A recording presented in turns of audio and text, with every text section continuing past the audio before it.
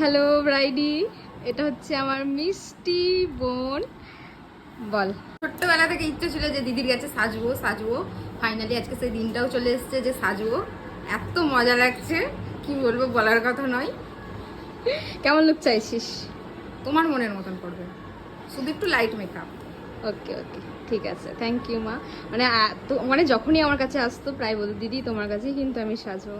যাই হোক, ফাইনালি চলে এলো, তো ওর মনের মতো আমি করার চেষ্টা করি। ঝিলিকটি এত সুন্দর যে তুমি সাজিয়ে দেবে আমি ভাবতে পারিনি। সত্যি পুরো দুর্গা ঠাকুর লাগছে, সত্যি কথা বলছি। পুরো কেমন লাগছে বল তুই? বিশাল লাগছে, নিজেকে নিজে চিনতেই পারছি না। দেখছিস তো হেভি ভালো লাগছে, করে? বলার কথা নয়, হেভি লাগছে। আমি যে সঞ্চিতা, এটা আমি নিজেকে নিজে চিনতেই পারছি না। আই মেকআপ, আই মেকআপটা তো বলার কথা নয়, ওয়াও। আর হেভি কলকা, লাগছে। কলকা কলকাটাও বলার কথা নয়, হেভি হয়েছে। এত সুন্দর যে তুমি করে দেবে ভাবতে পারিনি। মনের মতো হয়েছে তো? পুরো মনের মতন হয়েছে। খুব মিষ্টি লাগছে রে, খুব ভালো থাকিস, দারুণ লাগছে। মানে আমি যে তোকে স্যাটিসফাই করতে পেরেছি এটাই আমার কাছে অনেক।